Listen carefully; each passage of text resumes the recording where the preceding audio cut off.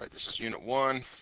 The basic cell structure. What we'll basically be going over here is some basic terminology concerning all cells. Nothing in particular here, but some of this should be review for you. So the first categorization we'll make obviously will be the difference between prokaryotic and eukaryotic cells. So for prokaryotic cells, first the term prokaryotic, pro means before, and this word karyos or karyo here in the middle means nucleus. And so what that means is the prokaryotic cell evolved before the nucleus, which we see in eukaryotic cells. So prokaryotic cells do not have a nucleus. They still have DNA, but they don't have a nucleus in their cell. They also don't have any organelles, so any of the complex organelles that we find in eukaryotic cells. When we talk about prokaryotic cells, we are talking about bacteria. These are unicellular organisms. Every time we're talking about prokaryotic cells, we are talking about bacteria.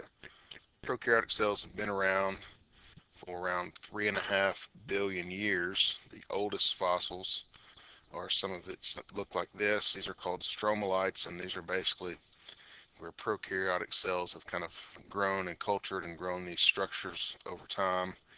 And these are some of the oldest fossils known on Earth, just of the first life, not much less the first, eukaryotic cells, which are obviously a lot more recent, but the prokaryotic cells all the way back to 3.5 billion years ago.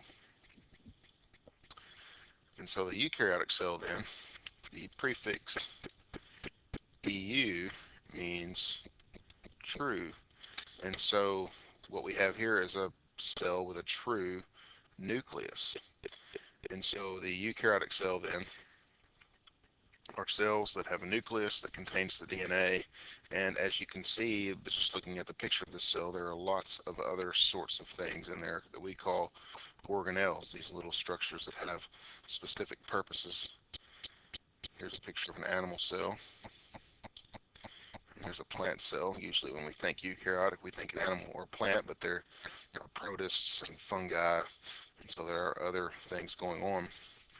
And so how do we get from prokaryotic cells to eukaryotic cells in the course of evolutionary history?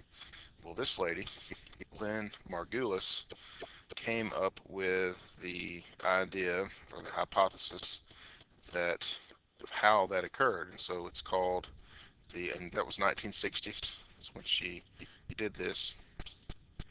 That's called the Endosymbiotic Hypothesis. And the essential idea here is that prokaryotes essentially came to live together in a symbiotic relationship. A smaller being inside of a larger being, and they gained this advantage by being able to live together and help one another. And that eventually turned into a single organism that had those advantages. And so usually what I like to do here is kind of draw a picture of this because I think it's helpful.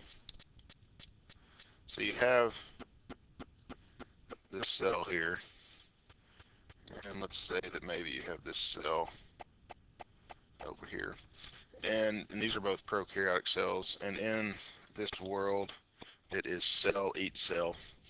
And so you have these cells, and they're not happy with each other, usually not happy with each other. But in this particular situation, for some reason, rather than consuming and digesting, they're going to come together, and the little red guy is going to live inside of this big cell that we have here. Now the little red cell is particularly good at taking organic compounds and breaking them down for energy. So there's going to be a trade-off here. The little red cell is going to get some protection from the outside world, while at the same time it's going to provide the bigger cell with this energy that it's able to make. And so this relationship is obviously better than the other cells, or than each of the cells by themselves and any other cell that's out there. And so they're going to gain some evolutionary advantage. And what this becomes then is the first cells with an organelle that we now know as the mitochondria.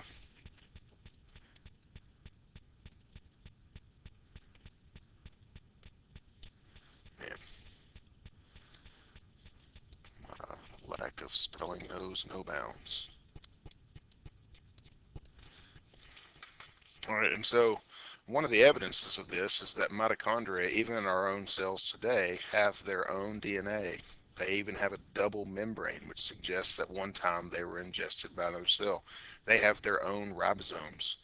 And so it looks as if it was at one time its own organism. Well, continue the story. Perhaps this type of cell has flourished, and then maybe there's this other green cell over here, and the green cell is particularly good at making its own food using the sun.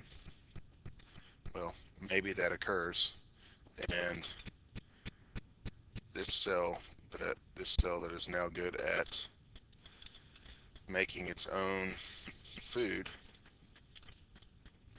eats that one.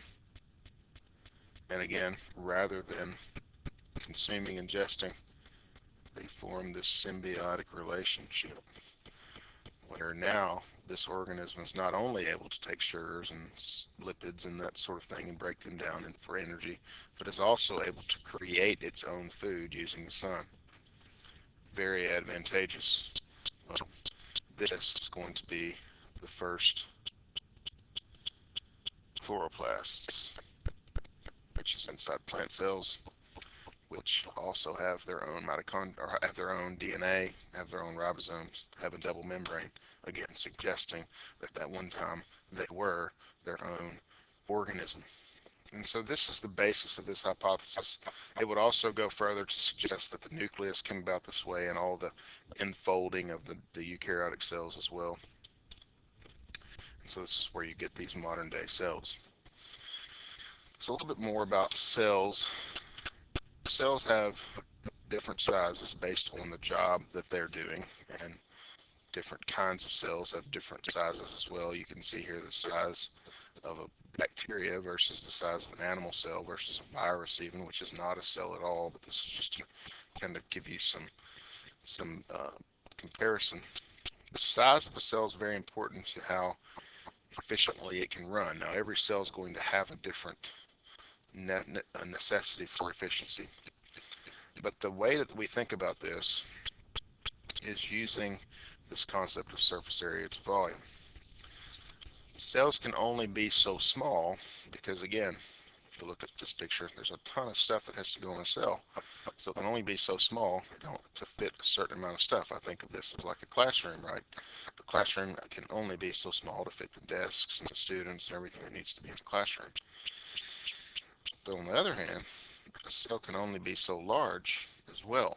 Think of a classroom. Let's say that we emptied out a giant warehouse and put 30 desks in it, scattered about whoever wanted to sit. You could sit however you wanted to throughout this giant, whatever, 40,000 square foot warehouse. It wouldn't be in a very efficient place to teach. You'd have to yell. You would have to run around to each desk to help students. So classrooms need to be a certain size for them to be most efficient. Cells are the same way. If a cell is too big, materials aren't able to get in and out of the cell efficiently. The DNA is not able to serve that giant cell efficiently. And so when a cell gets to a size where it's no longer acting in this efficiency range, it will divide, get smaller. Another way that I think about this is to say you had two coolers and you were trying to cool down some drinks. Would you get one giant block of ice, a giant, say, 10-pound block of ice, or would you get 10 pounds of cubed ice, or like, the little sonic pellet ice? Which one is going to cool down that drink more efficiently? Obviously the pellets. And so this is another way of thinking about that. Well, how can we understand this mathematically? Well, we do this little computation. It's called surface area to volume. Very simple. Can you multiply? Is the question. And so you take this cell here that has a side of 1, this little cube, and if the side is 1 on a cube, then all the sides are 1. And so the surface area, well, in this cube, it has 6 surfaces, right? 6 of these, and it is 1 by 1. So the area is 1 times 6, because there's 6 surfaces. The surface area on this is going to be 6. Well, the volume of the cube is 1 by 1 by 1. 1 times 1 times 1 is 1. So the surface area to volume ratio is 6, or you can say 6 to 1. I think putting everything over 1 makes it much easier to compare. Now look at this next one. It's multiplied in size by a factor of 5. The surface area is 5 times 5 is 25 times 6 is 150. So the surface area goes up by a factor of, like, I don't know, 20 or so. A little more than 20. Look at the volume. 5 times 5 times 5. That volume went up from 1 to 125. And so which one increases at a faster rate? Volume increases at a much faster rate. And so notice what happens to the surface area to volume ratio. Now it's like 1.2 to 1. It has decreased significantly. And so what axiom can we draw from this? Very simple. The higher the surface area to volume ratio equals, the more, I should just say, most efficient cell. And so as a cell's surface area to volume ratio increases, that cell's efficiency is also going to increase. Now, a couple of other things about prokaryotic cells before we move on. There are different shapes with prokaryotic cells. Again, all of them are unicellular, but some of them will clump together like this. Just a few terms that you may see as we continue on throughout the year. One of those is the term cocci. Sometimes you'll see it in another form. Coccus, like Staphylococcus bacteria. This is just spherical or round bacteria. Bacilli or Bacillus bacteria. These are rod-shaped bacteria. Here you can see them. They're not so much clumped. They're more in like these strains or strings. And then sometimes you even have these helical bacteria, which have this kind of spiral shape to them. Most prokaryotic cells also have a cell wall, and those cell walls are important. The structure is very important for protection. There's a cell membrane under the cell wall as well, which also gives further protection. This allows prokaryotes to kind of be protected in their environment. They live in usually some sort of water or something like that. It allows them to maintain their shape and their structure. The cell wall is mostly composed of proteins and sugars, so it's different than the cell walls that we see in plants and fungi. But as we talk about prokaryotic cell walls, you'll see two main kinds. There are gram-negative and gram-positive cell walls. And the gram-positive cell walls have this really thick cell wall with an underlying plasma membrane. These are actually the easier of the two to deal with as far as when we're talking about disease. The gram-negative bacteria, notice, very thin cell wall, but that thin cell wall is actually protected by an outer membrane and an inner membrane. And so you have this cell wall that is very difficult to penetrate because of that, and this makes these bacteria particularly dangerous. Some bacteria also have what is called a capsule. This capsule is a sticky substance that allows bacteria to adhere to the surfaces that they're on. Um, this is oftentimes what our bodies react to when it comes to some sort of sickness, is this capsule. A couple other things about cells in general. Here's a prokaryotic cell to show you the most basic of cells. I could have a eukaryotic cell right next to it if we had a picture to show you that. But the idea here is I want us to see that there are three things that all cells have in common. And this is an important concept, especially considering when we're talking about them being, all cells being related, at least distantly related, coming from that same hypothesis that we talked about earlier. All cells contain three things. The first thing is cell membrane, whether it's a complex brain cell, a human, or a bacteria cell, they all have a cell membrane. They all have some sort of genetic material in living things, that would be DNA, and they all have